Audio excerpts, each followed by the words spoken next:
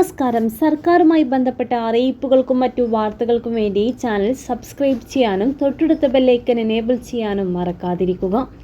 വഖഫ് ബോർഡിന്റെ പ്രവർത്തനങ്ങൾ താൽക്കാലികമായി മരവിപ്പിച്ച ഹൈക്കോടതിയുടെ ഇടക്കാല ഉത്തരവ് തിരുത്തി സുപ്രീം കോടതി. വഖഫ് ബോർഡ് സെക്രട്ടറിക്ക് എക്സ് ഒഫീഷ്യോ അംഗമായി തുടരാമെന്ന് സുപ്രീം കോടതി പറഞ്ഞു. ഇത് സംസ്ഥാന വഖഫ് ബോർഡിന് വലിയ ആശ്വാസം നൽകുന്ന തീരുമാനമാണ് സുപ്രീം കോടതി.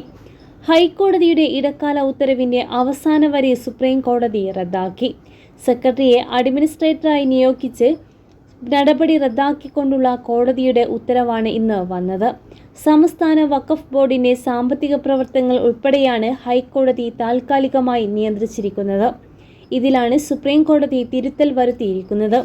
ബോർഡിന്റെ പ്രവർത്തനങ്ങൾ നിയന്ത്രിച്ച് ബുദ്ധിമുട്ടിക്കുന്നത് എന്തിനാണെന്നും സുപ്രീം കോടതി ചോദിച്ചു. എന്നാൽ ഹൈക്കോടതിയുടെ ഇടക്കാല ഉത്തരവിൽ ഇടപെടരുതെന്ന് സംസ്ഥാന സർക്കാർ ആവശ്യപ്പെട്ടത്. ഹൈക്കോടതിയിലും സംസ്ഥാന വഖഫ് ബോർഡിന്റെ ആവശ്യങ്ങളോട് വിയോജിക്കുന്ന നിലപാടാണ് സംസ്ഥാന സർക്കാർ എടുത്തിരിക്കുന്നത്. ഇത് തന്നെയാണ് ഇന്ന് സുപ്രീം കോടതിയിലും കണ്ടത്. സംസ്ഥാന സർക്കാർ ഇരട്ടത്താപ്പ് നയം സ്വീകരിക്കുന്നുവെന്നായിരുന്നു വഖഫ് ബോർഡ് ഉയർത്തിയ രാഷ്ട്രീയ വിമർശനം. ഇതിലാണ് സുപ്രീം കോടതി തിരുത്തൽ വരുത്തിയിരിക്കുന്നത്.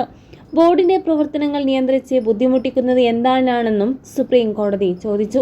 എന്നാൽ ഹൈക്കോടതിയുടെ ഇടക്കാല ഉത്തരവിൽ ഇടപെടരുതെന്നാണ് സംസ്ഥാന സർക്കാർ ആവശ്യപ്പെട്ടത്.